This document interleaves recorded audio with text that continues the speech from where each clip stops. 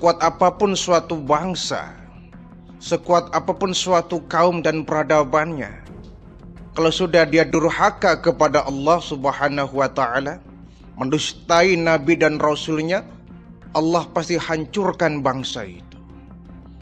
Lihatlah bagaimana kaum Ad, kaum Samud, kaum Aikah, dan kaum-kaum terdahulu yang mereka membangkang akan ajakan nabi-nabinya, membangkang akan perintah Allah, yang kemudian Allah pun hancurkan negeri itu sehancur-hancurnya, diratakan dengan bumi. Itu semestinya menjadi sebuah pelajaran bagi kita. Allah Maha Kuasa untuk menghancurkan bangsa yang sekuat apapun, terutama bangsa Bani Israel. Bangsa Bani Israel termasuk bangsa yang memiliki peradaban yang tinggi, mempunyai kekuatan yang full, tetapi dia membangkang akan nabi-nabinya. Dan kaum Bani Israel, banyak di antara mereka yang menghabisi nabi-nabi dan rasulnya, tidak percaya akan dakwah-dakwahnya. Allah hancurkan mereka. Wala ta'luna 'uluwan kabira. Mereka sangat sombong. Orang-orang Bani Israel ini sangat teramat sombong.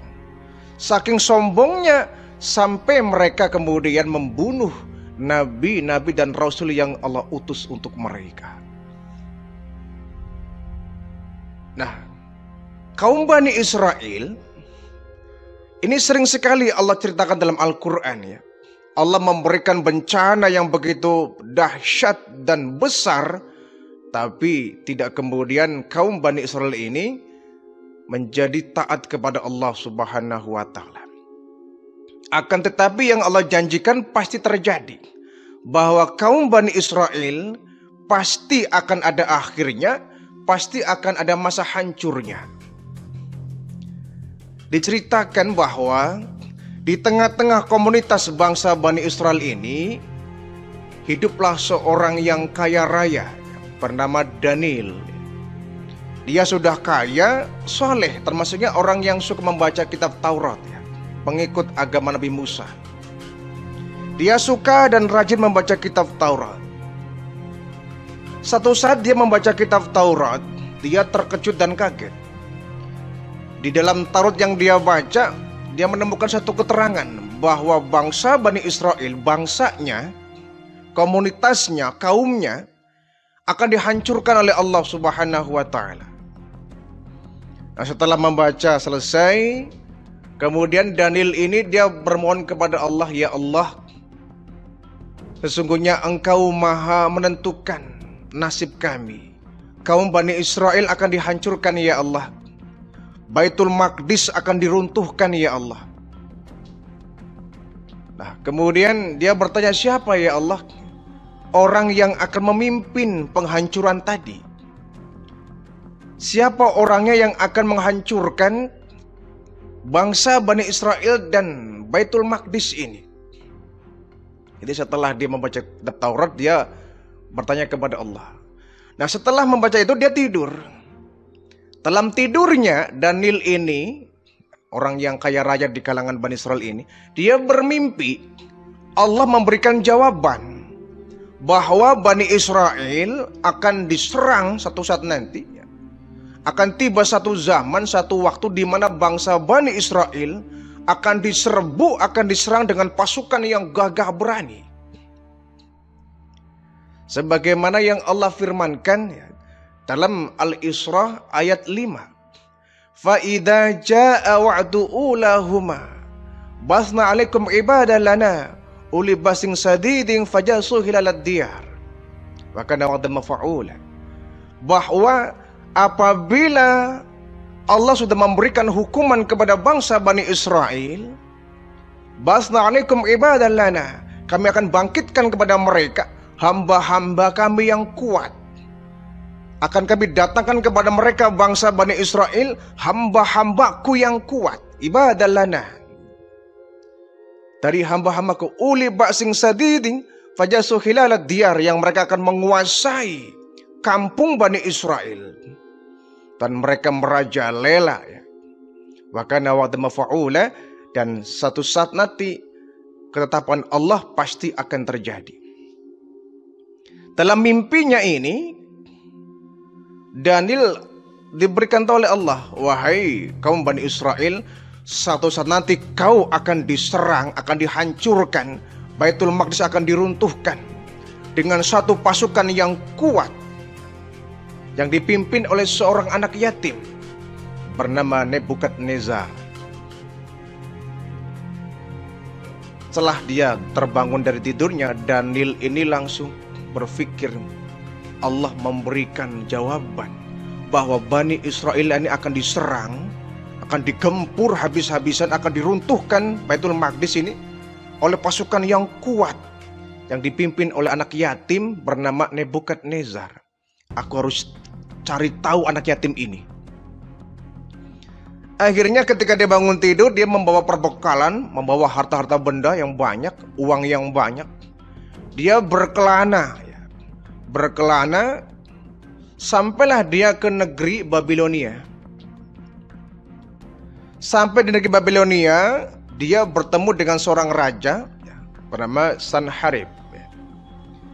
Sanharib ini raja yang waktu itu jadi penguasa kota Babilonia. Daniel kemudian masuk ke kota itu, dia minta izin kepada Raja Sanharib. Wahai Tuan Raja, saya datang dari tempat yang jauh. Datang ke sini mau mencari anak-anak yatim. Mau apa? Saya ingin mengumpulkan anak yatim yang ada di kota Babilonia ini. Saya ingin memberikan mereka santunan. Oh boleh. Diizinkan oleh Sanharib. Kemudian Daniel ini mengumpulkan bersama pengawal-pengawalnya, dikerahkan anak buahnya, ajudannya lah mungkin ajudannya orang-orang kaya. Dikumpulkan orang-orang anak yatim sekota Babilonia. Dia ingin mencari, mungkin di antara anak yatim yang ada di antara mereka yang bernama Nebukadnezar. Saya ingin tahu.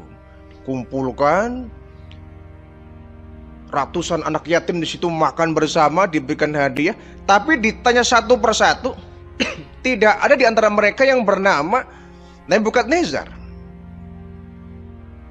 Ini kemana nih? Kita nggak menemukan Nebukadnezar. Coba cari, barangkali ada yang tertinggal. Dicari lagi oleh pengawalnya. Kemudian ketika dicari memang ketemu. Ada di samping jalan ada anak kecil sedang tertidur, tikarnya pun kotor, bajunya lusuh. Rupanya dia seperti anak lagi sakit Dia sedang tiduran di pinggir jalan. Ini ada anak kecil siapa ini? Kata pengawal Daniel ini. Dibangunkan. Nak bangun nak, kau di sini sendirian? Iya Tuhan. Kau siapa? Namamu siapa nak? Namaku Nebukadnezar Tuhan. Nebukadnezar? Betul. Dalam hati, ini anak yang dicari Tuan Daniel ini. Nah, kau sama siapa? Aku sendirian Tuhan. Kau lagi ngapain di sini? Aku sedang bekerja Tuhan, mencari uang. Kau masih punya orang tua? Masih Tuhan. Bapakmu? Bukan. Ibumu? Iya. Tapi ibuku di rumah. Dia juga lagi sakit Tuhan. Saya tiap hari di sini mencari sepercik uang, rezeki untuk bisa menghidupi ibu saya. Kau Nebukadnezar? Betul Tuhan. Ikut saya yuk. Kemana Tuhan? Ayo ikut. Ada orang yang sedang mencarimu. Ada orang yang sedang mencari anak-anak yatim sekota Babilonia. Kau termasuk di antaranya. Ikut saya. Baik Tuhan. Dibawa anak kecil ini, Nebukadnezar ini masih anak-anak Tuan Daniel, kenapa? Ini anak yang Anda cari. Nebukadnezar? Betul Tuhan. Nebukadnezar, kau nemu di mana? Tadi waktu saya mencari, saya menemukan ada anak ini sedang tiduran di pinggir jalan. Saya tanya namanya Nebukadnezar. Kata Daniel ini, wahai anakku, kau betul Nebukadnezar? Betul Tuhan. Kau anak yatim? Betul Tuhan. Kau masih punya saudara? Masih Tuhan. Siapa? Ibu. Di mana ibumu? Di rumah Tuhan. Ayo ikut. Kemudian si Daniel ini bersama kawanannya membawa Nebukadnezar, diajak bertemu dengan ibunya. Ketemu dengan ibunya. Ini ibu kamu? Betul Tuan, ini ibu saya sedang sakit. Ada apa Tuan? Nebukadnezar, iya Tuan. Saya punya hadiah. Apa Tuan? Ini uang buat kamu ya, 20.000 dirham. Ini baju yang bagus buat kamu. Ini emas intan berlian buat kamu. Dan ini uang kau belikan makan untuk ibu kamu ya. Diberikan semua itu ya. Nebukadnezar anak kecil diberikan uang 20 dirham. Wah, senang luar biasa. Nebukadnezar, kira-kira menurut kamu saya orang baik bukan? Anda orang baik Tuan. Betul? Betul Tuan. Emang kenapa Tuan? Begini, seandainya kelak engkau dijadikan sebagai seorang raja ya, kau menjadi panglima besar dan kau menyerang kaum Bani Israel, kau meruntuhkan Baitul Maqdis, kau menggempur kampung Bani Israel. Kira-kira ketika aku ada di sana, aku akan dibunuh kamu juga. Kata Nebukadnezar, Tuan jangan ngeledek saya. Bukan ngeledek, saya mau nanya. Seandainya kamu jadi panglima besar, jadi pemimpin besar, kau menyerbu kampung Bani Israel, kau menghancurkan orang-orang Bani Israel. Nah, kira-kira kalau aku ada di antara mereka, aku akan termasuk yang kau bunuh bukan? Ya tidak Tuan. Kenapa? Anda telah berbuat baik dengan saya. Anda sudah berbuat baik dengan ibu saya. Jadi kalau kau menggempur mereka, ada aku, kau akan membiarkan aku hidup. Betul Tuan. Aku akan menyelamatkanmu. Aku akan memberikan jaminan keselamatanmu. Caranya bagaimana? Bagaimana kau seandainya kau sudah lupa kepadaku, sudah lupa denganku, kau tetap membunuhku bagaimana? Ya akan aku ingat-ingat Tuan. Makanya Anda harus punya pertanda. Harus punya tanda bahwa Anda Tuan Daniel yang sudah berbuat baik dengan saya. Emangnya kenapa Tuan? Enggak ya. Aku hanya dengar berita bahwa kelak engkau akan dijadikan oleh Allah Subhanahu wa Ta'ala menjadi pemimpin besar yang akan menghabisi, menghancurkan kesombongan kaum Bani Israel. Akan meruntuhkan Baitul Maqdis. Aku khawatir ketika engkau menyerang aku, kelompokku, di sana ada aku dan aku kau bunuh. Tidak Tuan. Kalau begitu Nebukadnezar boleh enggak? Apa Tuan? Bikinkan surat untukku. Surat? Iya. Surat jaminan keselamatanku. Dia lihat ke ibunya, ngelirik ke ibunya. Kata ibunya, sudah buatkan sajalah. Dibuatkan ya, surat semacam jaminan keselamatan. Dibuat. Ditulis bahwa Tuan Daniel orang yang akan diselamatkan ketika penyerangan terjadi. Nah, nanti surat ini kalau hilang, kalau robek bagaimana? Ya Tuan ikatkan dengan sebuah tongkat Tuan. Anda mencari tongkat, kemudian surat ini Anda ikat di tongkat itu. Ketika kelak aku menyerbu pasukan ya, atau kampung Bani Israel, dan di antara mereka ada dirimu dan keluargamu, tunjukkan tongkat dan surat itu. Aku pasti akan menyelamatkan. Baik. Akhirnya pulanglah nih Daniel dan seluruh pengawal-pengawalnya ke kota kampung Babilonia ya. Nah, kemudian memang yang diprediksi adalah benar bahwa kebiadaban Bani Israel semakin menjadi-jadi. Yang Allah sampaikan ya bahwa Bani Israel adalah orang-orang yang sombong, kaum yang congkak, kaum yang takabur. Memang terjadi apa adanya. Mereka sangat luar biasa jahatnya ya. Bahkan kitab Taurat sudah mereka rubah-rubah isinya sesuai dengan selera mereka itu. Mereka sudah jauh dari agama, sudah jauh dari tuntunan agama Yahudi yang diajarkan Nabi Musa alaihi salam.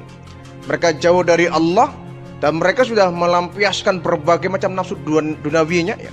Mereka berfoya-foya dan lupa akan menyembah kepada Allah. Ini kaum Bani Israel. Tempat-tempat ibadah yang mestinya mereka muliakan, mereka malah banyak dipakai tempat-tempat bermaksiat. Minuman keras sudah menjadi minuman kebanggaan. Intinya bahwa kaum Bani Israel ketika itu sudah hancur moralnya. Nah, kemudian Allah mengirimkan kepada mereka, mengutus seorang nabi, seorang rasul bernama Nabi Yeremia bin Hilkah. Nabi Yeremia memang seorang nabi dan rasul yang mungkin di telinga kita agak kurang familiar ya, kurang akrab, karena bukan termasuk 25 nabi rasul yang wajib kita imani. Tetapi Allah Subhanahu wa taala mengutus seorang nabi, seorang rasul, Yeremia alaihi salam, untuk memperingatkan kaum Bani Israel yang sudah hancur moralnya. Satu hari Yeremia ini naik di Kubah Baitul Maqdis ya. Di situ banyak berkumpul orang-orang Bani Israel. Dakwalah ini Nabi Allah Yeremia alaihi salam. Wahai tuan-tuan kaum Bani Israel, aku adalah rasul yang diutus untuk kalian, untuk memperingatkan kalian, bertaubatlah kalian kepada Allah. Tindakan kalian sudah melampaui batas. Kitab suci Taurat sudah kalian rubah-rubah, dan kalian sudah hidup semua kalian sendiri. Kalian sudah jauh dari Allah, sudah jauh dari tuntunan kitab Taurat, sudah tidak mau beribadah kepada Allah. Bertobatlah kalian semua sebelum Allah menghukum kalian. Kalau tidak bertobat kepada Allah, esok lusa pasti akan turun azab kepada kalian. Ini kata Nabi Yeremia alaihissalam. Apa reaksi kaum Bani Israel? Hai Yeremia, kau bicara apa? Azab, azab, azab. Mana mungkin kami akan diazab oleh Allah, kata mereka kaum Bani Israel. Kami kaum yang beriman kepada Allah. Kami kaum yang beriman kepada kenabian Nabi Musa alaihissalam. Kami mengamalkan kitab Taurat. Kami orang yang beriman dan taat kepada Allah. Mana mungkin Allah menghukum kami? Kata Yeremia, kalian dusta. Kalian bilang taat kepada Allah, mana kitab Taurat udah kalian rubah-rubah kok. Tempat ibadah yang harus disucikan kalian jadikan sebagai tempat bermaksiat kok. Kalian sudah lupa kepada Allah. Sudah hidupnya semau kalian sendiri. Taatnya dari mana? Taubatlah kepada Allah. Kalau tidak, Allah akan menurunkan azab kepada kalian. Kamu itu ngomong apa? Kamu tuh bohong, kamu dusta. Allah akan menghukum kami seandainya kami sudah melampaui batas. Kami sudah berbuat maksiat dan dosa. Kami taat kok. Taat dari mana, kata Yeremia? Kalian sudah merubah kitab Taurat itu taat. Kalau sudah meninggalkan Allah itu taat. Kalau tiap hari bermabuk-mabukan itu sebuah ketaatan. Ingatlah bahwa Allah akan murka kepada orang yang sudah mendustai rasul-rasulnya. Bertobatlah kau kepada Allah, wahai orang-orang Bani Israel. Ini rupanya lama-lama ini kesal juga nih kaum Bani Israel. Ini Yeremia banyak ngomong, tangkap saja. Tangkap dia. Ditangkap Nabi Yeremia ini. Kemudian dijebloskan ke dalam penjara. Ditahan dan dijebloskan ke dalam penjara. Akhirnya di antara kaum Bani Israel sudah lagi tidak ada yang menyeru kepada kebaikan. Nabi mereka yang sudah menasihati mereka ditangkap sehingga mereka lebih bebas. Mereka semakin merajalela, mereka semakin membabi buta. Kejahatan semakin luar biasa. Dan mereka seperti binatang. Hidupnya bebas tanpa aturan dari Allah. Nah, akhirnya mimpi yang dialami oleh Daniel bahwa akan terjadi penyerangan, penghancuran kaum Bani Israel terjadi. Nebukadnezar yang semula dari kecil menjadi remaja, beliau kemudian mendaftarkan diri menjadi pengawal pengawal dari Raja Sanherib. Bekerjalah kemudian Nebukadnezar di istana Sanherib ini sebagai pesuruh sebagai bubut babat rumput, sebagai pembersih lantai istana. Intinya bahwa Nebukadnezar ini bekerja sebagai anak buah dari Raja Sanherib ini di kota Babilonia. Nah, semakin besar, semakin dewasa, Nebukadnezar semakin cerdas, semakin pintar, cerdas ya. Bahkan dia semakin dewasa, semakin matang berpikirnya. Bahkan Raja Sanherib ini sering sekali meminta pendapat kepada Nebukadnezar tentang bagaimana mengatur istananya. Nebukadnezar dengan kecerdasannya memberikan banyak ide-ide, gagasan-gagasan kepada Raja Sanherib ini. Sampai kemana Raja Sanherib ini pergi, Nebukadnezar pasti diajak. Di samping dia sebagai ajudan raja, dia juga panglima besar. Dia memiliki pasukan yang begitu kuat, seperti yang Allah sampaikan, ibadalana, dari hamba-hamba Allah yang kuat. Nah, ketika mendengar bahwa di satu kota di Baitul Maqdis itu banyak penyelewengan, kaum Bani Israel semakin membabi buta. Mereka semakin seperti hewan, lepas dari hukum Allah. Mereka begitu-begitu jahatnya, mereka begitu buasnya. Jadi kejahatan begitu merajalela di kota Baitul Maqdis itu, Palestina kalau sekarang ya. Akhirnya atas perintah Allah Subhanahu wa taala dan juga atas rekomendasi dari Raja Sanherib untuk menaklukkan Baitul Maqdis, Palestina, yang waktu itu sudah dihuni oleh kaum Bani Israel yang bermoral rusak, berakhlak bejat, sehingga ini perlu ditaklukkan agar mereka kembali kepada Allah Subhanahu wa taala.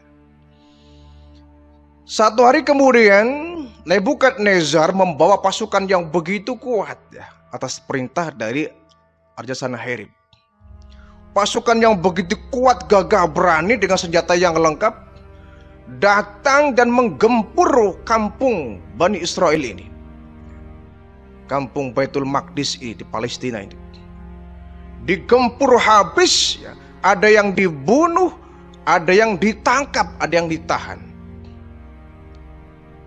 Nah, ternyata Daniel yang dulu minta keamanan dan keselamatan sudah meninggal dunia, tinggal keluarganya. Nah, ketika menyerang di kampung Bani Israel ini, Nebukadnezar mencari dulu ada orang bernama Daniel dan keluarganya. Jangan sampai saya bunuh mereka, dicari. Tapi sudah meninggal dunia rupanya, hanya keluarganya. Makanya keluarga Daniel kemudian diamankan, dievakuasi. Di samping itu semua dibabat habis itu. Orang-orang Bani Israel diruntuhkan Baitul Maqdis. Nah, termasuk yang diserbu adalah Nabi Yeremia yang ditahan oleh kaum Bani Israel. Tapi nggak sampai dibunuh tapi digelandang, dikumpulkan sebagai seorang tawanan. Baitul Maqdis dihancurkan, runtuh rata dengan tanah.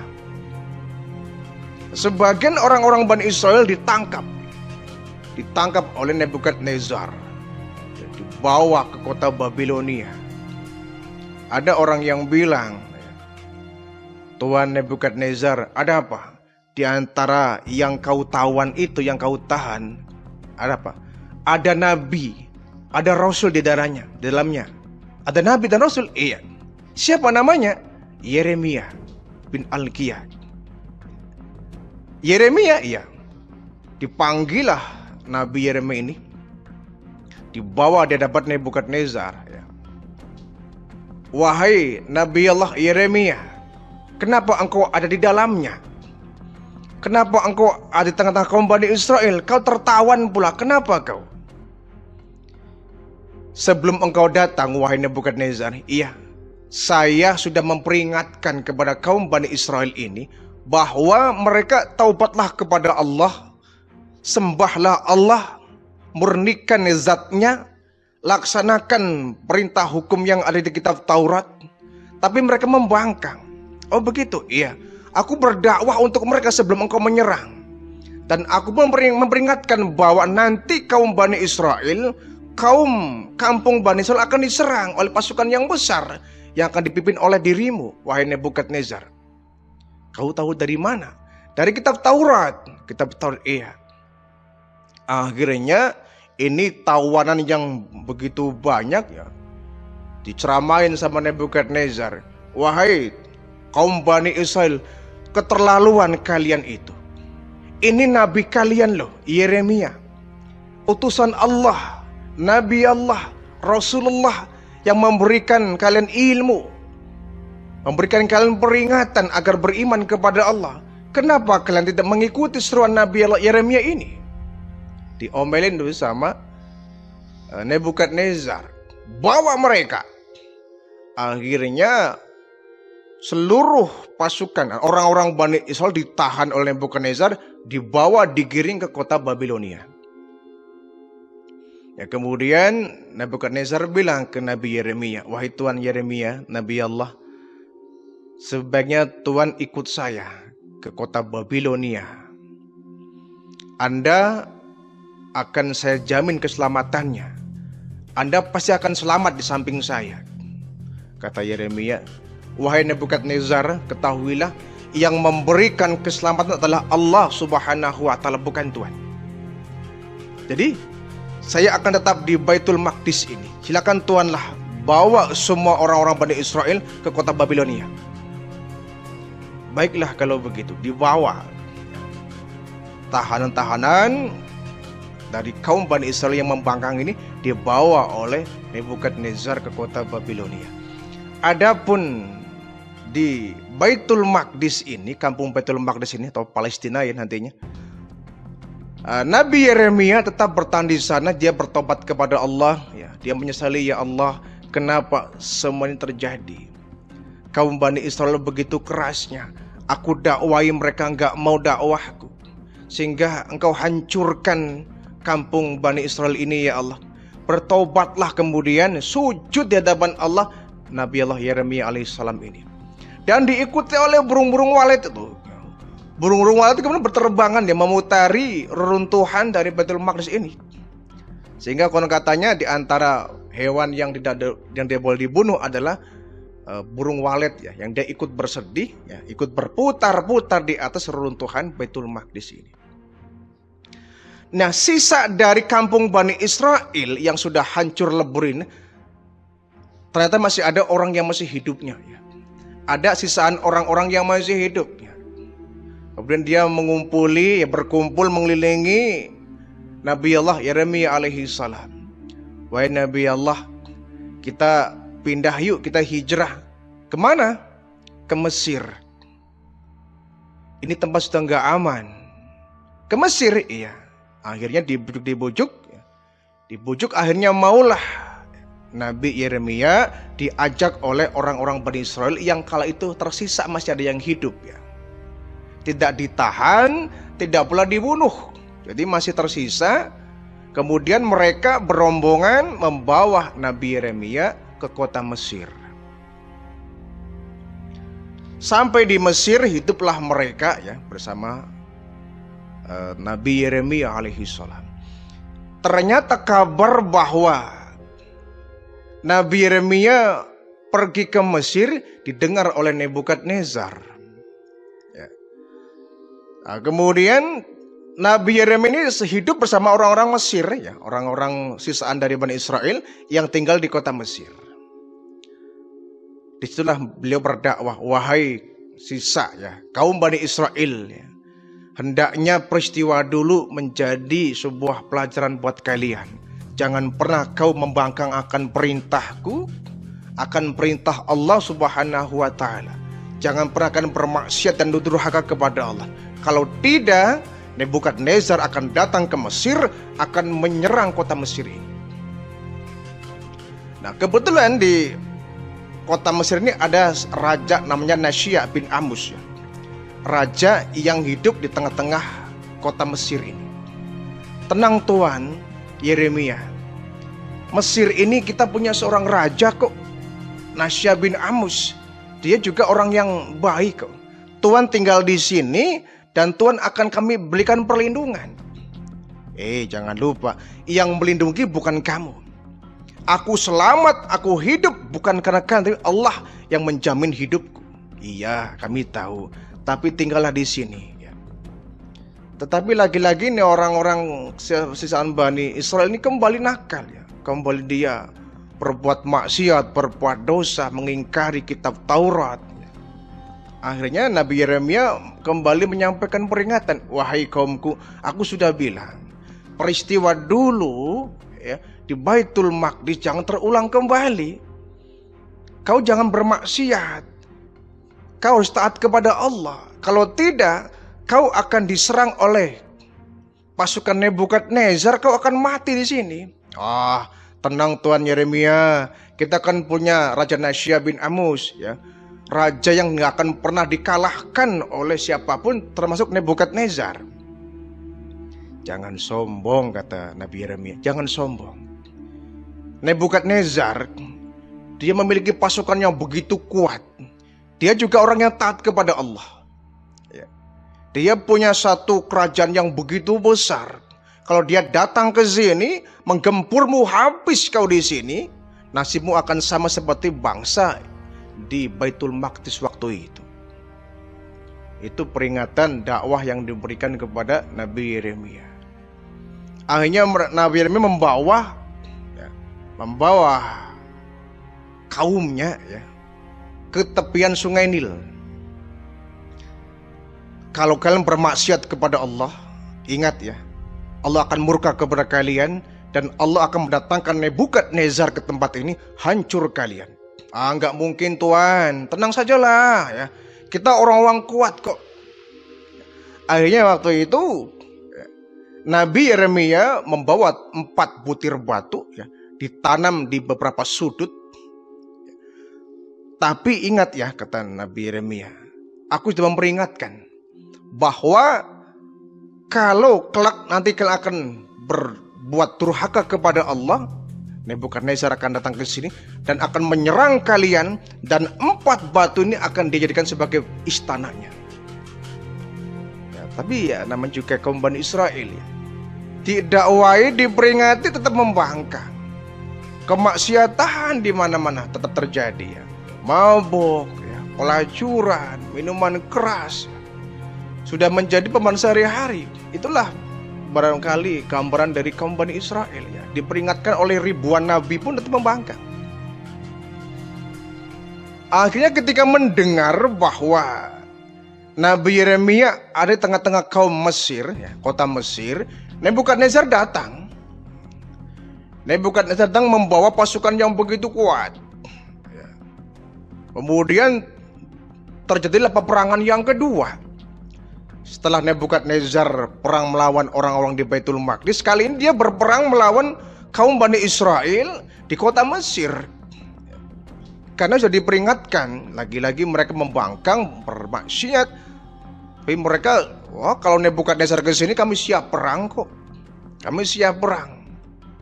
Kami nggak kalah. Kita punya Raja Nasya bin Amus ya. Dia raja besar, punya tentara yang gagah. Nebukadnezar ke sini, ya kami siap perang, kata orang-orang Mesir. Datanglah Nebukadnezar dengan pasukan yang hebat luar biasa. Peranglah di situ. Perang yang kedua ya setelah peruntuhan Baitul Maqdis itu. Ketika perang selesai, dia mencari Nabi Yeremia nih, Nebukadnezar ini. Setelah ketemu, wahai Tuan Yeremia, bukankah Anda itu sudah saya peringatkan ya, ikut denganku. Kau di sini nggak aman. Kata Yeremia, tidak. Yang melindungiku adalah bukan manusia, bukan makhluk, bukan malaikat. Yang memberikan aku perlindungan adalah Allah Subhanahu wa Ta'ala. Nah, akhirnya Nabi Yeremia pun tetap dia tidak mau hidup dengan Nebukadnezar. Dia tetap dakwah ya. Kalau dia ikut Nebukadnezar, dia nggak bebas. Dan dia terus berkelana, berdakwah dari kampung ke kampung, dari kota ke kota.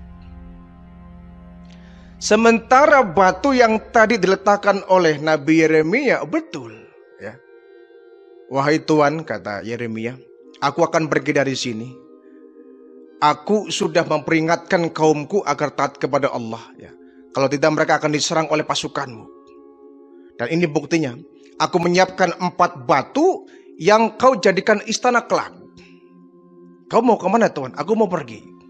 Nah akhirnya Nebukadnezar menjadikan 4 batu yang ditanam oleh Nabi Yeremia sebagai pondasi istana yang akan dibangun di tepian sungai Nil itu. Nah akhirnya Nebukadnezar pun menjadi seorang raja. Mesir ditaklukkan dengan sukses oleh Nebukadnezar. Semua orang Mesir, orang Babilonia, orang Baitul Maqdis di bawah kekuasaan dari Nebukadnezar. Hiduplah dengan tentram, ya. Orang sudah beriman kepada Allah, yang jahat pun sudah mulai bertobat kepada Allah.